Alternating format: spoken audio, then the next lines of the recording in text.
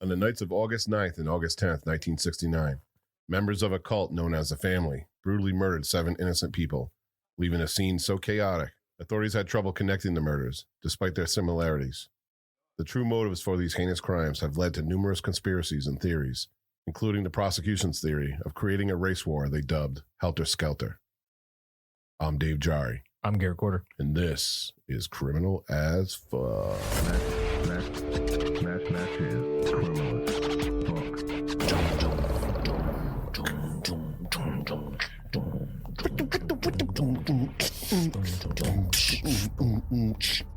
What's good, everybody, and welcome back to another episode of Criminal AF. Once again, I am Dave Jari, and with me, as always, is my co-host, Garrett Quarter. How we doing? We'd like to give a shout-out once again to Lucy out in Yass, New South Wales.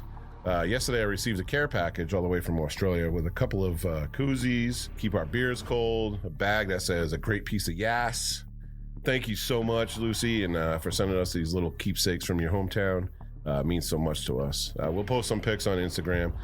For the record, other than TikTok, myself and Garrett are the ones who admin all of our social media. On TikTok, it's myself and our friend at His Chaos, who I may add has been doing an amazing job getting us to nearly 10,000 followers. So thank you.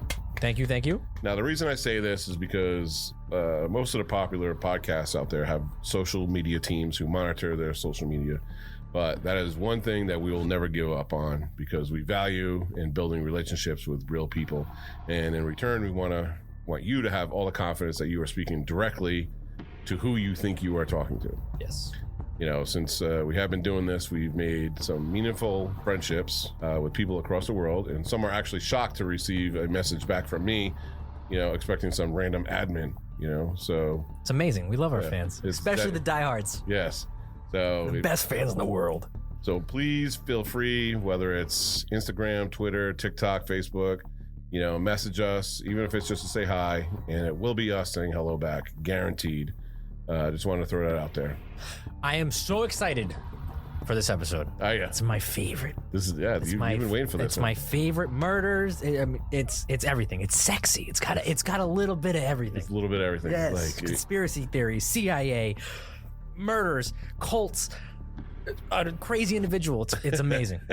I love it. Before we get into that, for those of you just joining us for the first time, this is a true crime podcast. There will be talk of murder, rape, assault. I don't know where I'm going. There will be talk of murder, rape, torture, assault, and pretty much any crime that would haunt your nightmares at any given moment. There will be detailed descriptions of said events, and there will be some vulgar language. Like fuck. Yes, like fuck. Of course, like fuck. Because I fucking love fuck. Now, we understand that Criminal AF is not for everyone, but we just ask that you at least give it a listen. If it's not for you, hey, thanks for checking it out. But if it is, welcome to the debauchery. We are going to kick things off with Florida Man of the Day.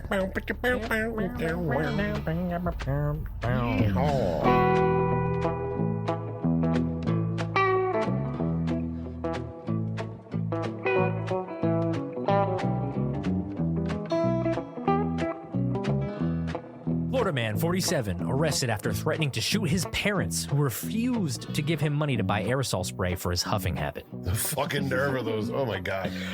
Mom! God, Mom. God. I just want to huff some paint. We gotta You never let me do anything. We gotta put this guy's mugshot on Instagram. We have to. If you're gonna tell me, describe a huffer to the T, that's that man. Oh my God, yeah. That is that man. All right. A man was arrested on Saturday after Marco Island police. There's so many interesting town names in Florida. There are. It's very, because you can get the nice ones, Palm Bay, all these spots, and then there's like random Fruitland, like from last episode. Yeah. Orange tree, Florida. Yeah, orange tree, orange blossom, all right. God, I'm sorry. A man was arrested on Saturday after Marco Island police say he threatened to shoot family members and led officers on a vehicle pursuit. According to Marco Island Police Department, James Lang, 47, was arrested after MIPD responded to a 911 call on Saturn Court. The caller reported that Lang threatened to shoot household members. This dispute began when Lang asked his parents for money so he could buy a can of aerosol spray for his huffing habit. I swear to God, if I don't get a paint can right now, I'll fucking shoot all of you. I just need one aerosol can, please. As officers arrived, they saw Lang speeding away from the residence. A short vehicle pursuit ensued. Of course, it was short. The guy was fucked up on a can of aerosol. You can't drive on that shit. But Lang returned to his home after losing a tire on his vehicle. Oh, he almost made it. Oh, so Officers close. conducted a felony traffic stop and found a loaded 9mm handgun and around 7 Oh, cans. he wasn't kidding. Yeah, and around 7 cans of dust-off aerosol spray in the car. MIPD says Lang has an extensive criminal history in Collier County and is currently on state probation. He was taken into custody and transported to Naples Jail Center. Lang faces charges of fleeing and eluding law officers with emergency lights on, sirens activated, aggravated assault with intent to commit a felony, possession of a firearm by a convicted felon, and violation of state probation. Jesus. Hey, Imagine him, he shows up in court and they're like, how do you plead? He's like, not guilty. And he's got fucking like the gold. fuchsia. Well, no, it's the gold. I'm Oh, telling the you, gold one? I've watched. I Is that watched gold on his face? I've watched a 60 minutes documentary about paint huffing. Yeah. And it's wild. For some reason they all have gold Yeah. sprayed on them because I guess whatever is in the gold is the best one. It's the that's best. the good shit. It's the good shit. That's the It's good the shit. best stuff. And it's terrifying too when you see somebody inactive. I remember if anybody who's listening has You seen just this made it sound documentary, really good. I think I might go try it now, man. you don't want to. Trust The me. way you just talked it up. Trust me, you don't want to try it. Well, don't trust me, but I've never huffed paint or huffed anything. Oh, man, stay away from that gold. Trust me, that gold speckle. Woo, no. I trust me from watching this documentary, and if anybody's seen it, I'm telling you, it stuck with them. It was 2 twins who were homeless in the back of an alley, and it was on an episode of 60 Minutes or something like that. And these guys, they're completely out of it. They had no clue who they were. They basically huffed themselves. It's crazy. They basically huffed themselves to a point where they have no recollection of who they are, where anything is. They're just falling over. They got scabs and bruises all over them because they can't even move. It's actually a very sad drug addiction. Huffing paint. And this is like for life. You're because you're destroying your brain cells. It's a very sad drug addiction. It's normally homeless people do it because it's cheap. Oh, thanks for being a buzzkill. Sorry, I'm just putting out facts. I'm just saying, when you're at a party and somebody gives you a can of fucking spray paint, don't take it. Just say no. I had all these jokes lined up. And Just Derek comes say in, just kills no. the fucking. I bet you that guy can smell across the fucking town, though. And we're back. All right. We're back. All right. Well, let's get into this episode because I'm very excited. Okay. All right. So for this episode, like what we're gonna do is we're gonna do things a little different. So rather than what we usually do is break it down chapter by chapter, we'll introduce the key characters in this story, what roles they played in the family, events leading up to the infamous Tate and LaBianca murders, and then we'll go in a bit of a detail on what these individuals were like before and during their time with the family. So without further ado, this is part 1 of a multi-episode special on Charles Manson titled The Family.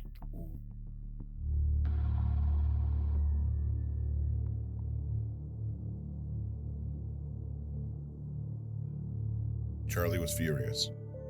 The crew he sent out the night before were supposed to be his best, but they fucked it all up. They were sloppy, chaotic, and there was no way anyone would believe that an organized group like the Black Panthers would be the ones to pull this fiasco off. His plan of creating a race war where he and his followers would come out as leaders of the New World had to go off without a hitch. He told his people that they would need to go out again tonight, and this time, he would be there to ensure it would go according to plan. He remembered the house of an associate to the family, Harold True, located at 3267 Waverly Drive in the Los Feliz Hills section of Los Angeles. Charlie and his crew piled into the car and head out. There were a couple of occasions along the way where Charlie had thought of different targets. First, there was a priest standing outside of a church. Then there was the man who pulled alongside of them as they were driving. but Charlie decided to stick with the original plan. They pulled onto Waverly Drive and stopped outside of the house, which was located up a long driveway. Charlie and his right-hand man, Tex Watson, who spearheaded the murders the night before, exited the vehicle, walked up to the house, and broke in. They quickly subdued the two occupants of the home, leaving the woman in the bedroom and moved the man to the living room. They promised that they were in no danger. They simply wanted to rob the place. Charlie then exited the house and walked back to the car where he instructed followers, Patricia Krenwinkel and Leslie Van Houten, to join Tex inside the house and murder the occupants. There was one slight wrinkle in the plan, however. The house where they were at was not that of Harold True. It was the house next door, 3301 Waverly Drive, the home of Lino and Rosemary LaBianca. This is one theory of many that have added to the lore of the Manson family, but according to the prosecutor who tried the case, it's the official version. When talking about the Manson family, there are several twists and turns. Numerous characters who were in and out of a timeline that only spanned 2 years, yet you could write full stories on each of these subplots. With this episode, we will start with Charles Manson, his early life, and the people that came to form the family, followed by the prosecutor's theory of Helter Skelter, the Tate murders, and the LaBianca murders. We will end the Manson episodes with alternate theories that have gained traction over the years, such as the drug burn theory, the copycat theory, and the Revelations Chapter 9 theory.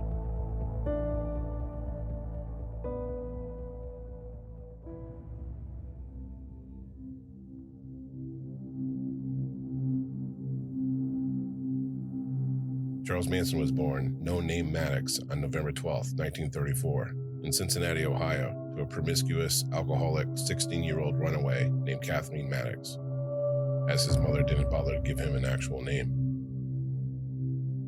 After a few weeks, Kathleen's mother named him Charles Mills Maddox. Charles's father was a man that went by the name of Colonel Walker Scott, and he lived in Kathleen's hometown in Ashland, Kentucky. Manson would state that he never knew his father, but this has been disputed. Prior to his birth, his mother married a transient and soon changed Charles's last name to suit that of his stepfather. By the time Charles Manson turned 1, William and Kathleen split, and she brought Manson back to Kentucky. The first years of Manson's life were filled with neglect by his mother. She was said to work as a prostitute, performing her duties with Charles in the same room. One night, when Manson was about 3 or 4 years old, Kathleen brought him to a local pub. The waitress made a comment on how she would love to have a little boy. Manson's mother told the waitress, "He's yours for a pitcher of beer." The waitress brought Kathleen the pitcher. She guzzled it down with Manson in her lap, got up and left, with young Manson still sitting in the booth. A relative spent the next few days trying to track down Charles to bring him back to his mother. At the age of 5, his mother was sentenced to 5 years in prison for armed robbery, and Manson was shipped off to live with his grandparents and then his aunt and uncle in West Virginia. Charles would act out and be punished excessively. When Charles was 8, Kathleen returned to collect her son, but the neglect and abuse persisted. By age 10, Charles was sent to his first boys' school because his mother was deemed unfit due to her excessive drinking. He would escape these schools numerous times and ultimately find himself in a reformatory by the age of 13 after being caught robbing a grocery store. He did make an attempt at a normal life, getting married at the age of 20 to 15-year-old Rosalie Willis in January of 1955. Later that year, they moved from Ohio to Los Angeles in a stolen car, which Manson was eventually arrested for and received 5 years probation. Rosalie became pregnant and gave birth to Charles Manson Jr. while Manson was in prison for a parole violation. She would visit often during the first year of his sentence, but the visits eventually stopped as Rosalie met another man and divorced Manson in 1958. Rosalie would go on to change the name of Manson's son to Jay White after her new husband. Jay would die in 1993 from a self-inflicted gunshot wound. Manson would marry again upon his release to a prostitute named Leona Stevens, and Charles would become her pimp.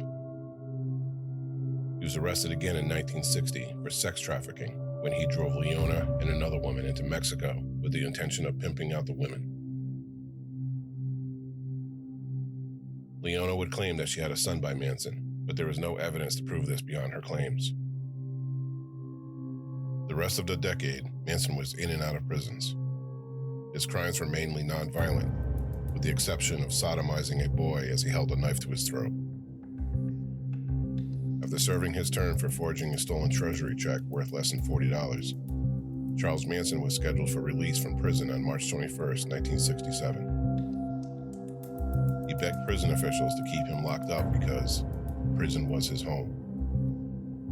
Unable to do so, he was released. Manson, along with the guitar he had learned to play in the penitentiary, made his way to the Haight-Ashbury section of San Francisco, the epicenter of the hippie movement in the Summer of Love. It was here, just a short time after his release, the family was created.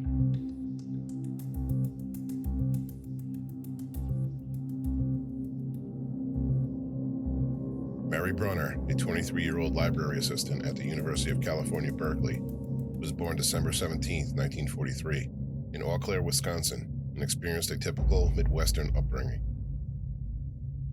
She attended the University of Wisconsin and received a bachelor's degree in history. She was walking her dog when she met Charles Manson. Manson befriended Mary and convinced her to allow him to move into her apartment, and soon after, they became lovers. 18-year-old Lynette Fromm was born in Santa Monica, California. Her family moved to Redondo Beach when Lynette was in high school and soon began experimenting with drugs. After a falling out with her parents, Lynette ran away and found herself in Venice Beach, homeless and in a depressive state. Soon, she met Charles Manson strumming a guitar near the beach with Mary Brunner, and they began talking. She was entranced by this man's attitude and philosophies, and the three quickly became friends, moving in together in Mary's rented house at 636 Cole Street in San Francisco. By December of 1967, the family grew to 7 with the addition of Susan Atkins, Patricia Krenwinkel, Ella Jo Bailey, and a 14-year-old girl named Ruth Ann Morehouse. Susan Atkins was born May 7, 1948 in San Gabriel, California. She was extremely shy throughout her childhood, and as a young teenager, her mother became sick and passed from cancer. Susan's father, unable to cope with the loss of his wife, turned to alcohol and abandoned Susan and her younger brother. The two moved in with relatives, and Susan worked as a waitress while attending high school to help care for her brother. She dropped out of high school in her junior year and moved on her own to San Francisco and took a job, at first as a telemarketer, and then working at a coffee shop. It was spring of 1967 when she met Charles Manson and joined his commune.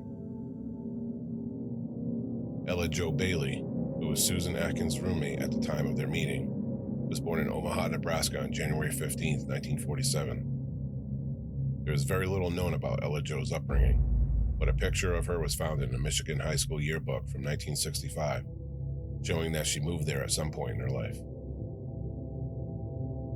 She moved to the Haight-Ashbury neighborhood shortly after graduating high school. Both she and Atkins were fascinated with Manson. Krenwinkel was born December 3, 1947, in Los Angeles. Her childhood was less than ideal. She was overweight and teased often. She eventually became addicted to diet pills and lost the weight, but she still felt ugly and unwanted. She sacrificed her virginity to a boy in her school so she could feel loved, but the boy never spoke to her again. After high school, she attended a Christian college in Alabama, but moved back to California after one semester. She moved to Manhattan Beach and took a job as a secretary and shared an apartment with her drug-addicted sister. One day after work, around September of 1967, she came home to find the apartment filled with people she did not know. Among them was Charles Manson. Manson seduced her into bed that night and showered her with compliments, telling her how beautiful she was. The self-loathing Krenwinkel was hooked on how Manson made her feel.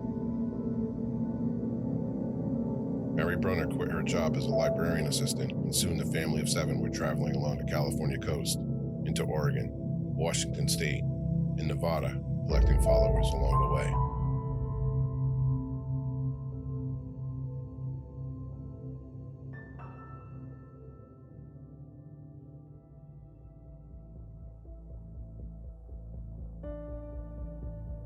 "1968 brought an influx of new members to the family, and by the end of the year, their commune grew to 50. Notable family members that joined during this time were Charles Tex Watson, Leslie Van Houten, Bobby Beausoleil, and Linda Kasabian. Charles Watson has been said to have been Manson's right-hand man because he was the one who led the Tate and LaBianca murders. Others give that designation to Bruce Davis, who we will speak of later in the story. Charles Watson, later known as Tex, was born on December 2nd, 1945, in Dallas, Texas. People in his hometown described him as the boy next door. He was an A student and a star athlete in high school, setting a state record in low hurdles. After high school, Tex attended college but dropped out in 1966 and moved to California. A chance meeting with a rock star would lead him to Charles Manson. Linda Kasabian was born Linda Druin on June 21st, 1949. She grew up in a small town in New Hampshire where her parents struggled financially and argued often. When she was a young child, her parents divorced and her father left town. She was described as a good student and intelligent in her high school years, but due to an unhealthy relationship with her stepfather, she quit school at the age of 16 and traveled out west to find God. During her pilgrimage, she married, divorced, and made a stop in Florida to reconcile with her father. When that fell apart, she moved to Boston, Massachusetts, where she remarried Robert Kasabian and had a daughter. Things began to sour between her and Robert, so Linda and her daughter moved back to New Hampshire to live with her mother. Robert contacted her a short time later and asked if she would move to the West Coast. Hoping to reconcile, she did, and she met Robert in Topanga Canyon. Robert wanted her to go on an expedition throughout South America with him, but because she had a young child, she declined. With Robert gone, Linda was left alone.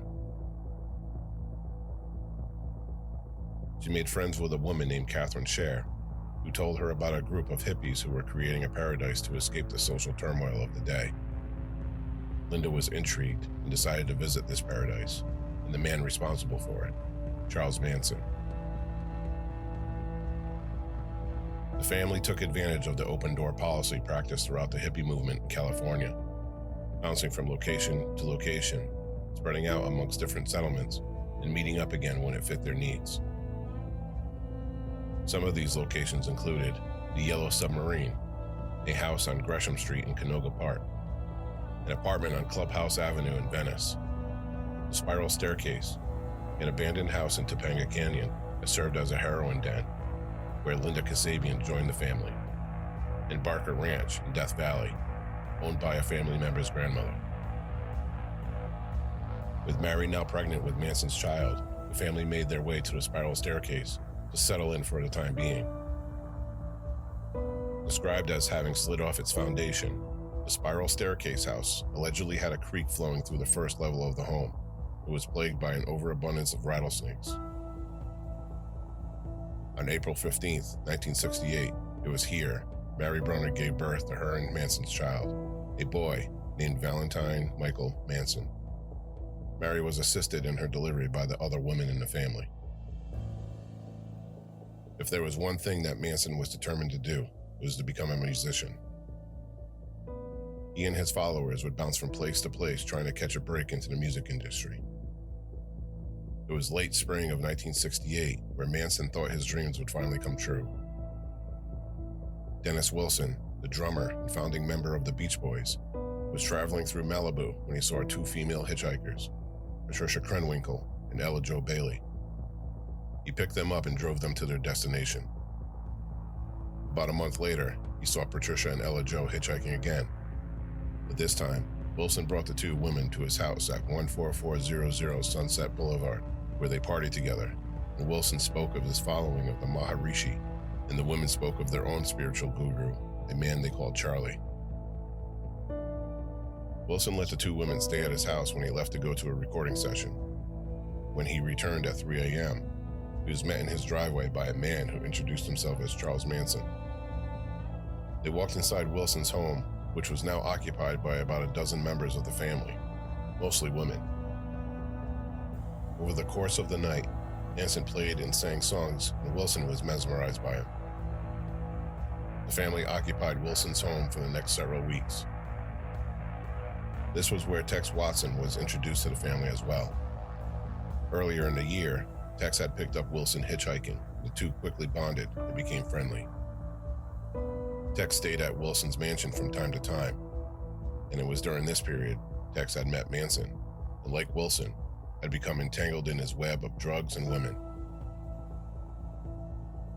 Dennis Wilson footed the bill for the family during their stay, totaling over $100,000, for things like cash, dental work, and other medical bills, cars, clothes, food, and penicillin shots for the constant cases of gonorrhea. It was here that Manson played a song he wrote called "Cease to Exist," and Wilson was impressed. Over the next several weeks, Wilson would introduce Manson to a plethora of insiders to help jumpstart his career. Manson met singer Neil Young, who called Manson an improvisational genius, and a talent scout named Greg Jacobson, who wanted to feature Manson, his music, and his family in a documentary. But there were others who met Manson and could see through the bullshit. Fellow Beach Boy Mike Love thought Manson was creepy, and Terry Melker, a producer for Columbia Records and son of the actress Doris Day, was wary of Manson and eventually refused to record him and canceled a meeting scheduled at Melker's home, located at 10050 Cielo Drive. Still, Wilson went out of his way to pull strings in order to give Manson a chance at a record deal. Wilson set up a recording session with the Beach Boys label, Brother Records. Manson recorded several tracks, but the session ended badly when Manson allegedly pulled a knife on the studio engineer in a fit of frustration. As the weeks pushed on into the summer of '68, Wilson himself began to grow tired of Manson and the family. He repeatedly asked them to leave his home, and when they refused, Wilson walked away, leaving the house, all of its possessions, and the family behind. This act would lead to several run-ins between the two, in which Manson would threaten the lives of Wilson's children. To add insult to injury in their exceedingly souring relationship, Manson's song, "Cease to Exist," which was at one time promised to be on the next Beach Boys album, with a writing credit given to Manson, was added as a B-side to their album 2020, but the name of the song was changed to "Never Learn Not to Love." Wilson also changed some of the composition, and Manson was never given credit. Manson, now living on an old movie set called Spahn Ranch with the family, began to spiral into paranoia.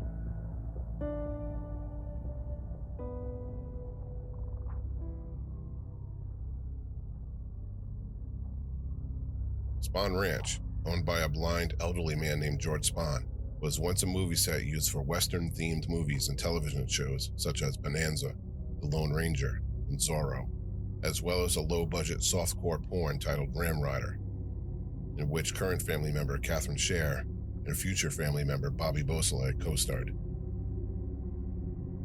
George had been a successful milk farmer from Pennsylvania when he, his wife, and their 11 children packed up and moved to California, leaving the business behind. He purchased the ranch in 1953, and his livestock business thrived. He added children's pony rides, horses for trail riding, and rented out areas of the 55-acre ranch for traveling carnivals. George met a young, spirited carnival worker named Ruby Pearl, who stayed with him to care for the horses and upkeep, and soon became his lover. His wife, growing tired of the ranch and George's infidelity, took their 11 children and moved back to Pennsylvania, though they never divorced. When George passed in 1974, he and his wife were still married. By the time the family moved on to Spahn Ranch in 1968, it was a shadow of its old self, falling into disrepair, and was solely used as a place visitors could rent horses to ride through the trails.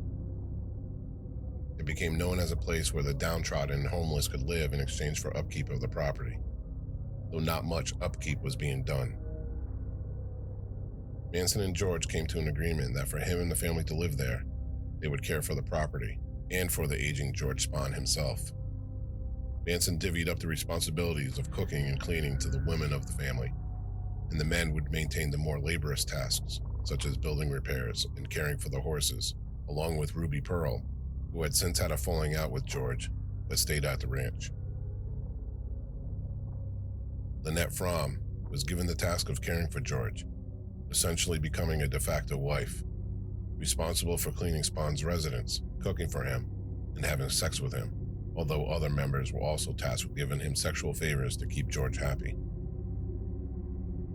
It was George Spahn who gave Lynette her nickname of Squeaky, for the sound she made when Spahn ran his fingers up her thigh. The location of Spahn Ranch was perfect for Manson, who used its isolation from the real world for total mind control. According to Manson prosecutor Vincent Bugliosi, there were no newspapers, no clocks, and the family was cut off from the rest of society. Manson created in this timeless land a tight little community of his own, with its own value system. It was holistic, complete, and totally at odds with the world outside. Spahn Ranch became Manson's kingdom, where he controlled his people with acid trips, orgies, and hypnotic lectures of what a perfect society would be like, but only if they followed him and his word. The family would go on excursions, or creepy crawlies, as they called them, where they would go to area towns and steal from houses, cars, and whatever else they could get their hands on. Sometimes they would just break into people's homes and move things around to frighten the owners. To the common person, this would seem like a bunch of hooligans creating trouble, but it goes deeper than that. Manson wasn't common, and these creepy crawlies were a way to train his family as his paranoia began to settle in. Manson, still angered by his fallout with Dennis Wilson in the music industry, had a plan in mind, and it came from the Beatles' White Album, within the song Helter Skelter. Manson dreamed of being a rock star with notoriety, money, fame, and women, but this was all crumbling before him. He instead piggybacked onto the Beatles' fame, using their music and words to inspire his people. During their nightly gatherings in which Manson would preach to his followers, he began playing and singing Beatles music and essentially interpreting their lyrics into his own gospel. Over time, he would persuade his acid-tripped commune that only he could translate the subliminal messaging within the songs, and if they were to follow his word, they would rise as leaders of a new world. Helter Skelter would be an uprising in which they would create a race war. Manson, a white supremacist, hated black people and viewed the race as violent savages. He believed that black people would be victorious in the race war because of their savagery, but they would be unfit to lead themselves after. So he and his family would hide at their Death Valley sanctuary at Barker Ranch, where they would morph into winged elves and other fantastic creatures and arise after the race war to claim their supremacy over the blacks. In order for this to happen, a series of events needed to conspire. Murders of rich white women to be framed as being committed by black men. On August 8th, 1968, it was time. He pulled Tex Watson, Susan Atkins, Linda Kasabian, and Patricia Krenwinkel aside and instructed the women to do as Tex tells them. Then he said to Tex, "Leave a sign. Something witchy."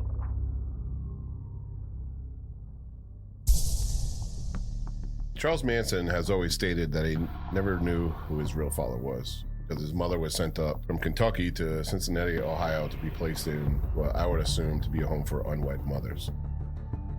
Which wasn't uncommon. such an old-timey thing. Which wasn't uncommon during the 1930s. However, Manson's mother states that he did, in fact, have a relationship with him and would spend many weekends at his home when Charles and his mother returned to Kentucky. She claims that the two maintained a relationship up until Colonel Scott's death in 1955. Manson went through a lot of mixed messages when he was a child after his mother was sent to prison. He bounced around between grandparents, aunts, uncles, you name it. Now, his grandparents were fanatically religious, hence them shipping his mother up to the unwed mother's home. So young Manson would live by strict rules when he stayed with them. Okay? Follow exactly what I tell you to say, to do. He bounced from one uncle who thought that Manson was too feminine to be a boy. So he dressed him in girls' clothes when he went to school. And then he bounced to another uncle that allegedly blew himself up in a moonshine still because the local government was about to take his land. Fuck you. Go out with a bang. Yeah. Well, that's such a hippie thing to do too. Yeah. Blow yourself in a moonshining accident. So after his mother was released, she began dating a man who didn't want any children. So she sent Manson to a school for boys in Indiana. So unfortunate. Yeah. So unfortunate. I mean, well, from the story, his mother, of course, wasn't all there. Mother type. So he ran away from the school for boys in Indiana and was arrested for stealing a bike. Now, for this, Manson was sent to Father Flanagan's Boys Town, where he ran away from there just after 4 days. I would run away from Father Flanagan. Father Flanagan's Boys Town. I don't know what was going on there, but I can promise you it probably was something shady. Come sit on Father Flanagan's lap there. Come receive the body of Christ. Yeah. And the blood. All right, go. I bless you. Ski. So he stole a car and committed several robberies before getting caught, and was then sent to the Indiana School for Boys. Now, Manson has stated it was here that he was raped repeatedly by the other boys, and once again he escaped and stole a car. He crossed state lines with the vehicle, which now made it a federal crime. So over the following 4 years after that, he was sent to 4 different correctional facilities. Throughout Manson's prison stay, he was continuously monitored by psychiatrists. In 1951, he was characterized as an extremely sensitive boy who has yet not given up in terms of securing some love and affection from the world. In 1952, he was deemed dangerous with homosexual and assaultive tendencies. Crazy. 1952, that's such a 1950s diagnosis of someone's psyche. Yeah. Oh, the fact that they even put those together is wild. Yeah. Homosexual and assaultive tendencies. Yeah. Like what? Wow. Yeah, it's like two in the same. That's a problem, right? Yeah. Let's give him a lobotomy. 1955, he was said to have an unstable personality, but has the potential to straighten himself out. Oh, good for him. Hopefully it works out well. It doesn't. In 1956, a psychiatrist noted that Manson was unable to control himself and has a tendency to cut. Manson's behavior was erratic and moody, and he was a classic textbook case of a correctional institute inmate, as noted in 1958. Now, in 1961, he was labeled as an energetic person who hides his loneliness, resentment, and hostility behind a facade of superficial ingratiation. What a amazing statement right there, by the way. I love that. 1963, Manson was said to be emotionally insecure and tended to involve himself in various fanatical interests. And finally, in 1966, the psychiatrist wrote that Manson was in need of a great deal of help in the transition from institution to the free world. Wow, the warning signs were all there. You think? I don't know. I think he could have turned out to be an alright guy. Yeah. I'm kidding. I mean, at the same time, from the fucking start. I agree, but he was also, what we learned this later on in the story is he's extremely intelligent. He had he could talk somebody into doing anything. Oh yeah. You know, like there's single traits that cult leaders have, that the ability to convince someone to follow you blindly. It's a trait that only a certain people have, and there's so much potential with that trait to use for good. That once you get a little taste, you could make somebody do whatever you want. I mean, I could tell you right now, it goes south real fast. You could probably take every single politician that's in government right now, and they could make a fucking cult leader.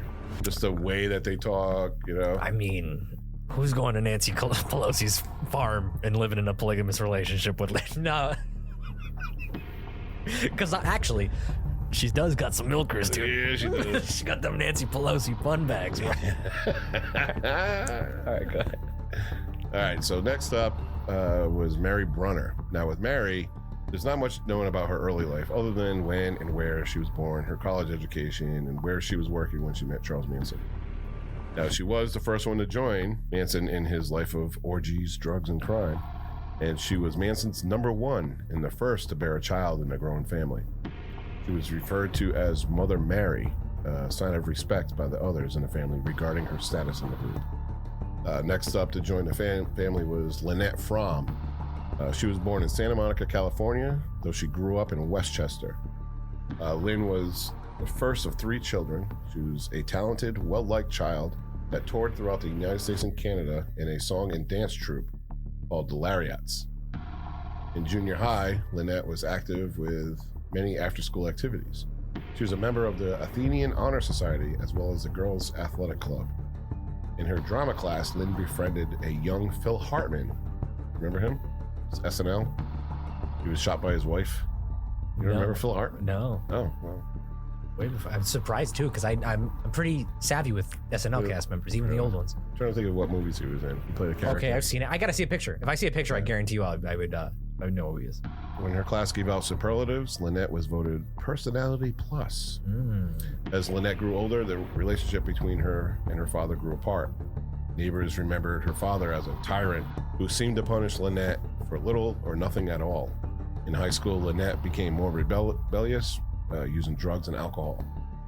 She worked in a canvas shop where co-workers would see Lynn burn herself with lit cigarettes and shoot staples into her forearm with a staple gun.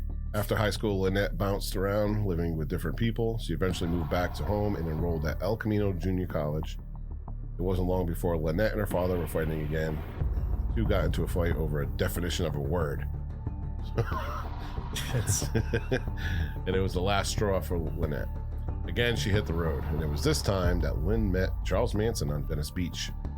Impressed by Manson, she quickly decided to leave Los Angeles to travel with Charlie and Mary Brunner.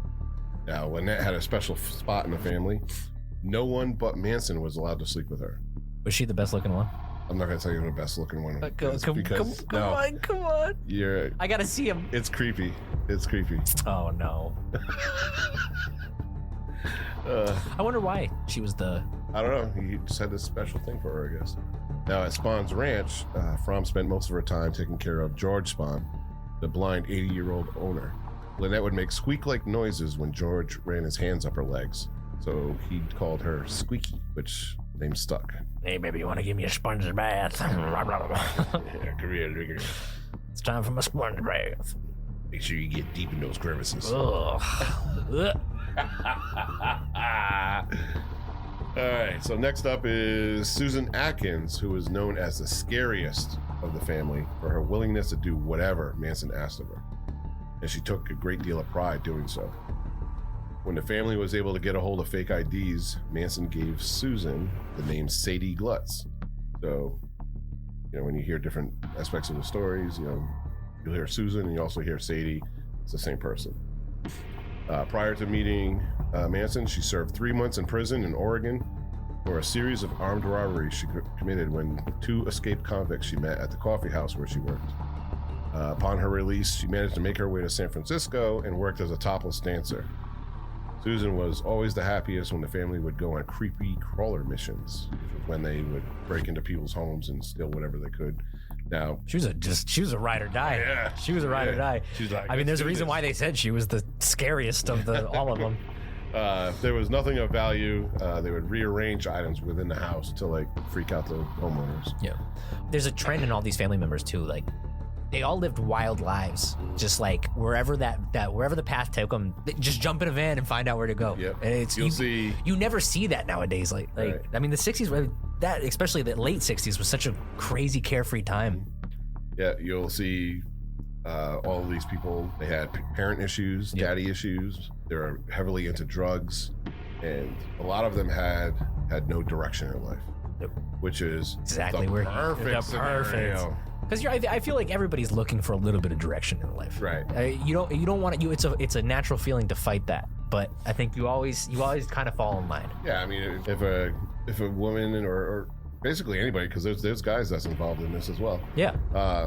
You know, they're down on their luck. Their shit's not going their way. They're at their last straw, and all of a sudden, this guy just comes along. You're like, Hey, everything's gonna be all right. You follow me? We're gonna live a beautiful life of roses and puppies. Fuck, I want to remember what the quote was. It's from the documentary that HBO put out of Doe and T, the Comet fucking cult. What was it called? Heaven's Gate. It was from the documentary, and it was a psychologist talking about what but the way she worded it was so well, and I'm so fucking pissed that I forgot what it says. But she said basically like opportunity, it takes, like, it doesn't matter if you're smart, intelligent, like very successful people fucking gave up their entire families and lives. Yeah. Like it's not just these hippies. It has all these things have to happen, and it's like opportunity, just like fucking the thing, Jeopardy, opportunity, this and that. Yeah. I forgot how she worded it, but it was so good, and I'm pissed that I can't think of it. but because I feel like Manson kind of took advantage of, you know, hippies on their will, but that's not the only people that end up falling in cults. Right. I mean, let's look at organized religion. Yeah. We're not gonna go there, but yeah. All right, go ahead, keep going. So Susan's persistence for Manson's attention would cause rifts within the family, including Manson himself. She was reportedly kicked out of the family for a while, which would just fuel her desire for Manson's acceptance. She was often blamed for the family's never-ending bouts with gonorrhea, as she was known. You know, hey, orgies, what are you gonna do? You know? Well, she was known to be one of the more enthusiastic members who participated in these drug-fueled orgies. Come on, guys! Yeah, let's start one right now. Come on! Who wants to fuck? She's coaching. Yeah. She's over here. All right, you go with it. Yeah. On October 7th of 1968, Susan gave birth to a son. Manson was the one who actually named the boy, and he named him Zezozisi Zadfrak. Of course. Many have speculated that Manson was the father, but Susan claims the father to be a short-term family member by the name of Bruce Van Hall. But, I mean, in reality, no one could actually be sure who the father was. Yeah. Next is Patricia Krenwinkel. She was born December 3rd, 1947 in Los Angeles, California. Her parents divorced when she was 17 years old, and at the time, Pat stayed in California with her father, while her mother moved to Alabama. After high school, Pat moved to Alabama to live with her mother and attend a Catholic college. She had taught Sunday school in the past and had thought about becoming a nun. But after only one semester, she had enough and dropped out. I guess that was too culty for her. Isn't that funny? Isn't that funny? That's so ironic. You know, becoming a nun is a little crazy, but let's join a cult. It's, I mean, hand in hand, right? So she moved back to California, where she moved in with her half-sister, Charlene, and got a job as a processing clerk. In September of 1967, she met Lynette Fromm, Mary Brunner, and Charles Manson. After making love with Charlie, Patricia decided to go with him and the girls to San Francisco, leaving her car and her final paycheck behind. Guy had the ultimate Riz, man. Yeah. No, Wizard of Oz right now. Not only did he like talk her into joining the cult, he was on the very first day of meeting. Like, yeah, come over here and in the van, christen you into the family. Now, with the family, Patricia exhibited a quiet but intense personality. She helped take care of the family's children and was extremely devoted to Charlie. Next was... What was it next? We'll talk about one of the first men to join the family, and that's Charles Denton Watson, who is known as Tex. And anybody familiar with the story, they know who Tex is. Mm-hmm. He was born on December 2nd, 1945 in Dallas, Texas. He was the youngest of 3 children and grew up in the small town of Cokeville, Texas. By his own accounts, he had a happy childhood looking up to his parents who ran a gas station in town. The Watsons were church-going people, and as Charles got older, he became more involved with church activities. In high school, he was an honor roll student and held some of the town's sports records. He played football, basketball, track. During his junior year, Watson became an editor for a school newspaper. Now, things started to change when Charles went away to North Texas State University in 1964. His grades started to slip as he became more interested in girls and booze. That happens to the best of us. I mean, that's probably 60 to 70% of college good people. Mine started I was gonna say mine freshman year of high school, man. I'm like, what is all this? Through a roommate, Charles got a job as a baggage boy for Braniff Airlines, and one of the perks were free flights. And once in a while, he would take a girl to Hawaii for the weekend. I mean, it's a move. That is a power move. That is a power move. He knew exactly how to do it. It was around this period when he began smoking marijuana and experimenting with other drugs. His senior year, he decided to go to California to visit a frat brother. Impressed with it, Charles came back to Texas, only to tell his parents he was moving out west. Now in California, Watson signed up for classes at Cal State, and he got a job as a wig salesman in Beverly Hills. He lived a few different places. First, there was an apartment in Silver Lake, then he moved to Laurel Canyon. He messed up his knee in a car accident, which kept him out of the Army. I guess he was going to sign up for the Army. And then he dropped out of school. He moved to Malibu, where he opened up a wig shop with his roommate. It turned out to be a disaster, closing only a few months after opening. To pay the rent, Watson began dealing pot full time. Now, here's where everything gets connected. Tex, he picked up Beach Boy Dennis Wilson while he was hitchhiking, and Wilson invited him back to the mansion. Watson visited the house several times and ended up living there for the summer. Charles Manson and the family were regulars at Wilson's mansion, and within time, Watson wanted to join, giving them all of his possessions. There's the switch too of, it doesn't take. It's not just people that are lost have nothing that join cults. This guy had a lot of money. It all depends. Yep, and I think at that time too. I mean, I'm thinking like he was willing. You understand? He was willing to give up everything he had for the family within a week of meeting this person. Yep, it's amazing. Yeah, it's amazing the power that they Manson. Like I'm trying to put myself in that time period, in that situation, and if I have a failed business and basically I'm just living off of money that I'm selling drugs, and I see this guy with 12 women who are all willing to have sex with me. It's a pretty Are you saying, are you going down the narrative that it was more of him like, show me your ways,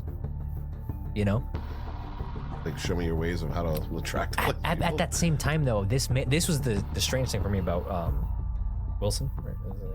Watson. This is the strange thing about Watson to me is men in that position in the late 60s, they would have looked at that gang of hippies and been like, God damn, this was a successful businessman. He had money. Yeah. He fits the bill for that, that anti-hippie establishment, right? Rhetoric that these guys would come back in. He had a good family, good upbringing. And so he's the most interesting one to be sucked into the family because, and he's one of the most notorious behind Manson. Of course, and that one will always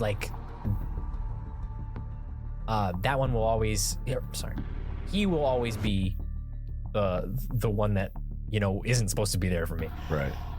Now he did make a statement years later, and he said, "For years I struggled to accumulate all I could: the right car, the right clothes, the right things that would somehow complete what I thought was missing inside of me. Mm-hmm. Now I gave everything I had to Charlie, and suddenly I felt free." So strange. It makes sense though. Yeah.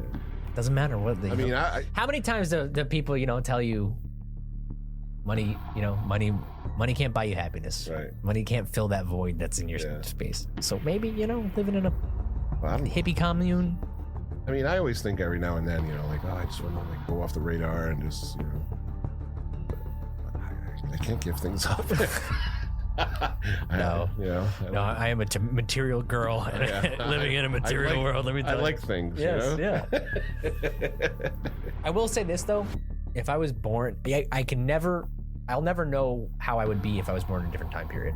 I always joke around with you too. I mean, you tell me, I wouldn't survive the 80s. If I was 22, 23 years old during the 80s, I wouldn't have made it through. Yeah. I would have been in the clubs partying. So you never know. 1969, I know myself, I would have been a hippie. Yeah. I would have been there on Venice Beach hanging out with everybody. That's just how my personality is. Yeah. So who knows? So when they made it to Spawn's ranch, Charles Watson, he was given the name Tex by George Spahn. But I handed out nicknames, I guess. Yeah. I wonder if he rubbed his hand up his leg too. So he lived with the family throughout the fall of 1968, of course enjoying the girls and the drugs, but he decided to leave in the end of November. Tex moved to Hollywood. He met a girl named Luella, and the couple made a good living selling drugs. Tex bought expensive clothes and he even began having his hair styled. Luella ended up becoming pregnant and had to go down to Mexico to have an abortion. In March of 1969, Tex decided to go back to the family. This is a fateful decision. Things had changed since he left. People were now a lot more serious and paranoid, rather than the carefree, sex and drug-loving commune he once knew. In April, he was arrested in Van Nuys for public intoxication. He was high on belladonna, slithering on his hands and knees through a crowd of children, saying beep, beep, beep. The unfortunate thing about this, especially the family in general, the Manson family, is they, after the murders, I mean, we'll get down to that later, is it was such a pro-anti-drug movement because of the Manson family and what happened. Right. And they blamed drugs for all of this, and it added to the legislation that came after with psychedelics and all that stuff. And it's unfortunate that they didn't blame the crazy people that were in the family. The Manson himself, who was a legitimate cult leader at the time. Absolutely. And it was all blamed on LSD. Yeah. Well, as we talked in the story earlier, he was a pimp. Yeah. When he was out from prison, he was actually pimping women. Yep. Which, I mean, you could kind of turn around and say it's similar to being a cult leader, yeah. Because he did use these women to get. He used these women to seduce, basically seduce Dennis Wilson, from the Beach Boys. Yep. To basically live out of his house and spend hundreds of thousands of dollars on the family, for their gonorrhea treatments. Courtesy of Sadie. That's one thing she gave to the family. Yep. It's the gift of love there. All right. Yeah, so you could argue. I mean, gonorrhea is a gift of love. Yeah. Just showing your interest. Sometime in the spring or summer of 1969, both Manson and Tex went out looking for people to murder. I guess now they're escorted. They ended up at a casino waiting for people to come out.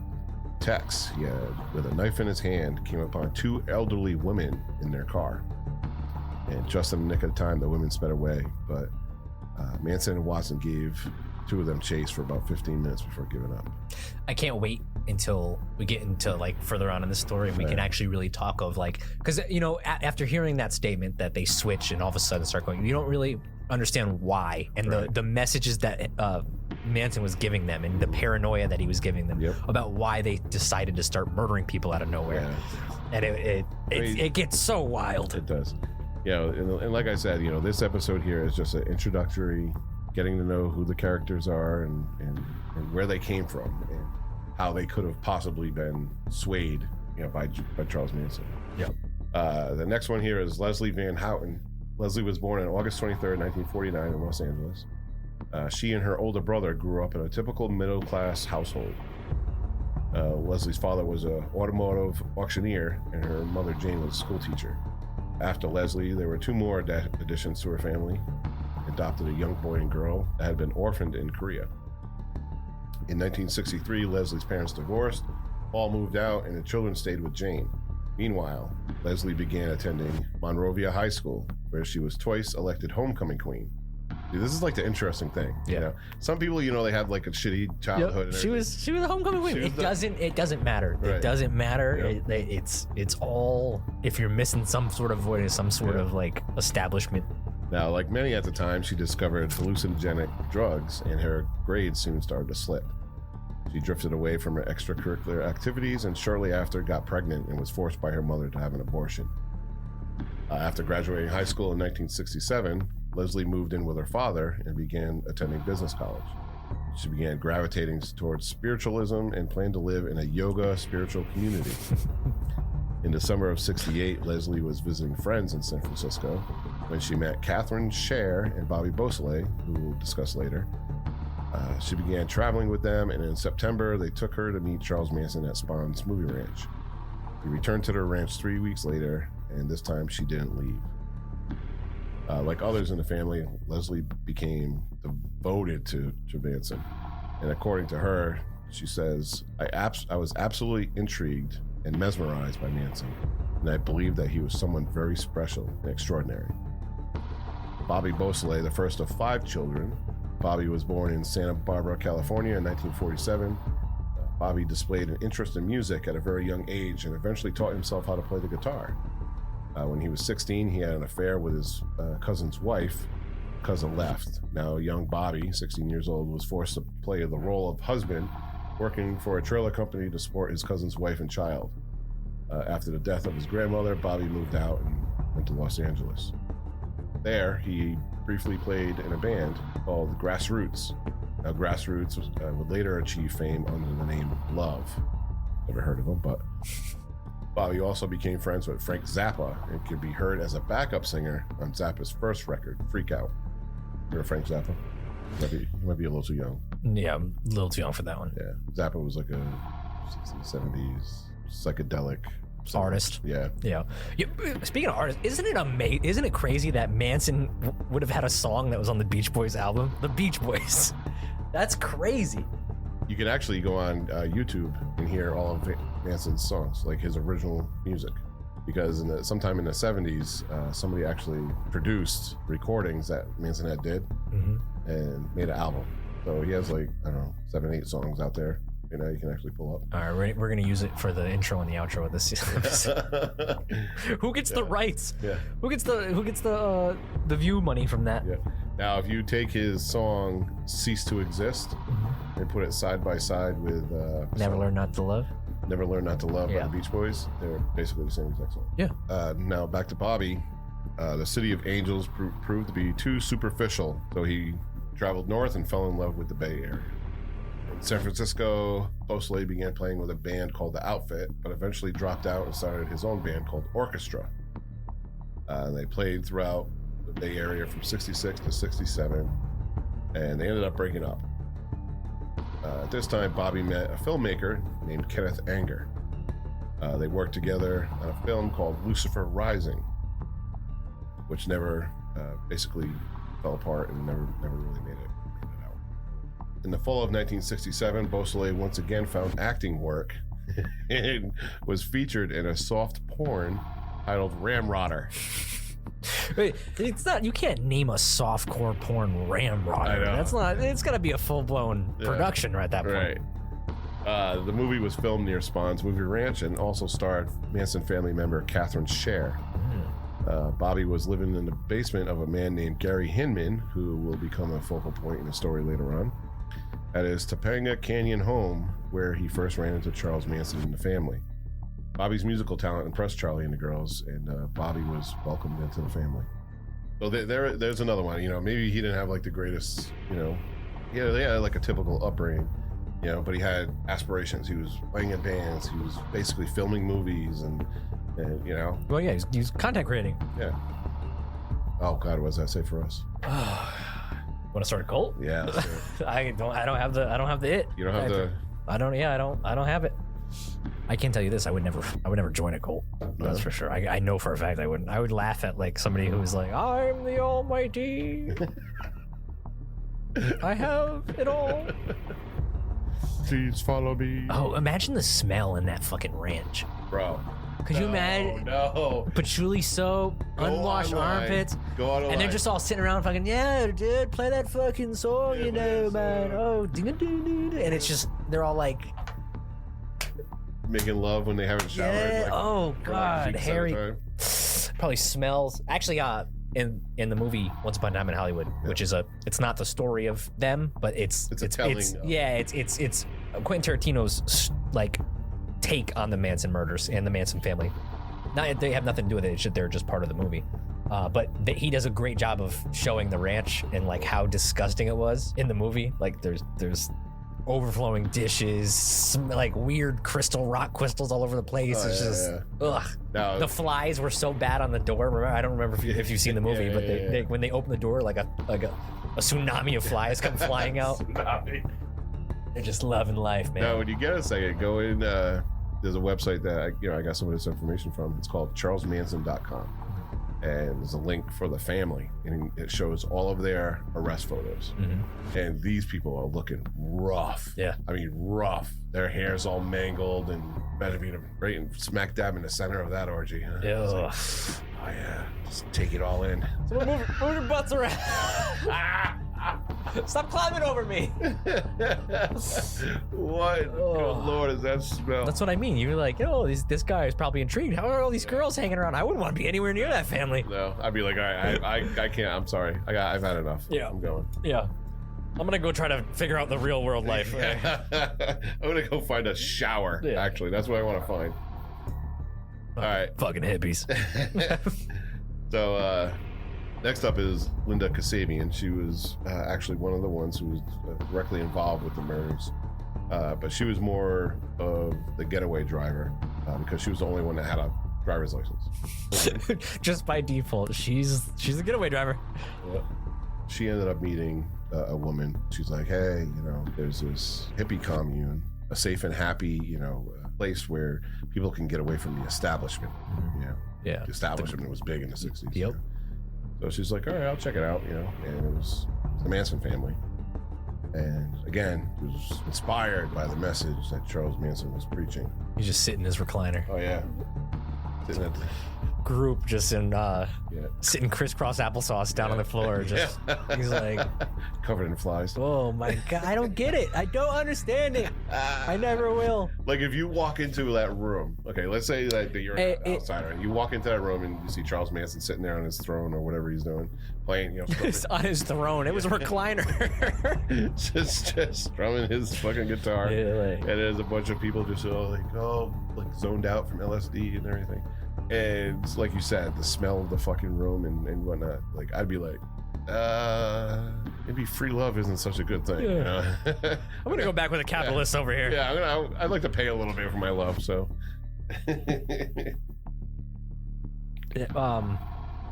real quick, what was her last name? Kasabian. Yeah, Kasabian is Krenwinkel. She's the hairy leg girl from the photo. She got. I'm looking at her right now. Yeah. And I think that's the one that nobody was allowed to have sex with. All right, now here's a figure. His name is Bruce Davis. He was born in Monroe, Louisiana, October 5th, 1942. He grew up in Mobile, Alabama, and was the youngest of two children. After high school, Davis attended college in Tennessee, but he dropped out after 2 years. Because he became immersed with the hippie counterculture. Now in the West, Davis made a living doing construction work, and in 1967 ran into Charles Manson, Mary Brunner, Lynette Fromm, and Patricia Krenwinkel in Oregon. Manson liked having another man around. Plus, he and Bruce had a few things in common. Davis was a good musician. He had an interest in Scientology. Okay, now that's going to be a key figure also. Yes, in the story. For sure. Scientology, for sure. And Davis was also an ex-con. So, from November of 1968 to April of 1969, Bruce moved away to London, England, where he was working at the Scientology headquarters. Davis was eventually kicked out of the organization due to his drug use, so he returned and rejoined the family. Davis acted as the comptroller. He was responsible for handling all of the stolen credit cards and fake IDs. Now, a lot of people, just at face value of the story of the murders, people would assume that Tex Watson was Manson's right-hand man. Yeah, but it was actually Bruce Davis. It's strange too because when you see pictures of Bruce, he doesn't look like he would belong in that commune where Watson and Beausoleil kind of did. So to wrap up the introductions, we're gonna touch on morally questionable members of the group. They were a couple of underage women that were lured into the family by Charles Manson, which he would have sex with and pimp out for personal gain. Oh yeah. They were the seducers. Yep. The first was Diane Lake. She was born in December of 1953. Her parents were prominent members of the Wavy Gravy's Hog Farm commune. From an early age, Diane was subject to both group sex and hallucinogenic drugs. That's so sad that you're just born into that situation. Yep. In 1967, just before her 14th birthday, Diane met the family at a home that they had called a Spiral Staircase, which was in Topanga Canyon. With her parents' permission, Diane Lake left to travel with the family.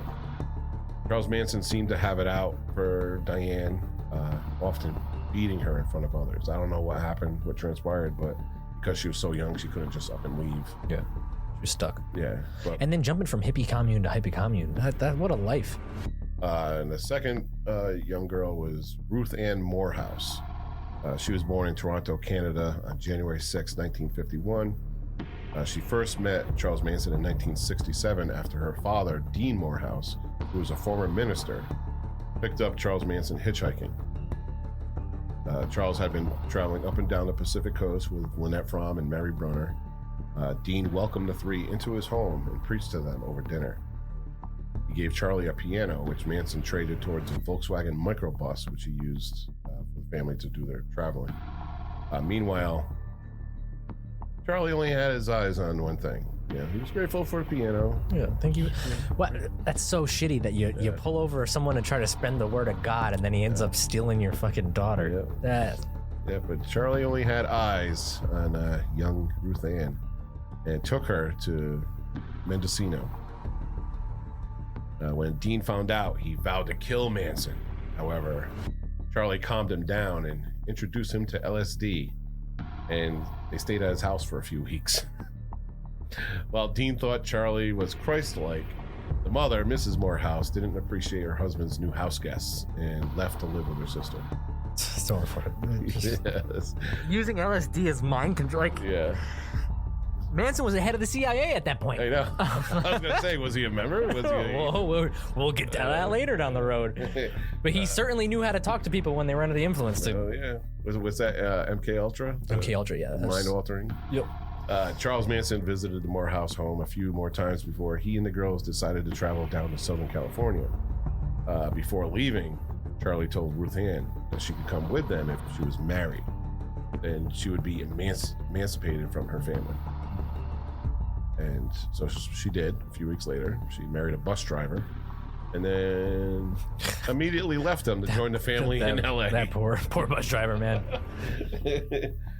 She began living with the family at various residences, including Spahn's Movie Ranch.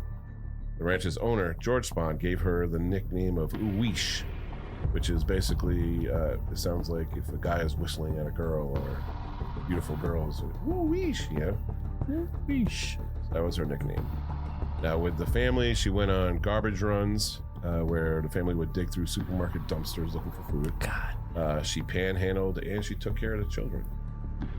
Her father, Dean, also spent time with the girls and turned into a worshiper of Manson himself. The father. It's amazing. It's amazing the pull this guy had. Mm-hmm. Now, Dean and Ruth Ann also spent time together at Dennis Wilson's mansion while the family was living there, and Manson would out in the open having sex with his daughter, and Dean, her father, was so tripped out on LSD that it didn't even fucking faze him. So sad. It's free love. And that was another thing, and then later on, Ruth Ann was one of the ones. Charles was a nice young girl, beautiful girl that he would pimp out for his own personal gains. So that's pretty much all the introductions. There's so many more family members, but you know, a lot of them, although they're a part of the family and you know they all worship Charles Manson, they weren't, I guess, in the inner circle. Yeah, there was definitely like rankings in the family. Some of them even claimed that they weren't even allowed to speak to Manson. Right. You know, they had the introduction week or something. There was an introduction week, and they heard the word of Manson and this and that, and then they were sent off to do various tasks on the Spawn Watch. Yeah. They couldn't even stay. They couldn't even go in the main cabin at that point where Manson was, and they would still follow these people. Fucking love him. Love this dude. I'll do anything for him. Yep. Even though I see him once every 3 weeks. Yep. That's crazy. So, the inner circle was definitely the most loyal though. So the next episode, we're going to go right into the Tate and LaBianca murders. And, you know, now that we know who's who and what roles, you know, they played within the family, it's definitely going to get fucking interesting. Yes, for sure. Real fucking interesting. And I told Garrett, you know, at first, I'm not much of a Charles Manson connoisseur, you know? So just like, you know, reading what I've read about him and seeing movies and documentaries and stuff about Charles Manson, I don't know. The dude was just too out there for me. Yeah. You know, like I never really got into the whole thing. But, you know, with Garrett's persistence, you know, this is the Garrett story right here. This was definitely his thing. Now that I've like looked more into it, like this. Oh man, just wait.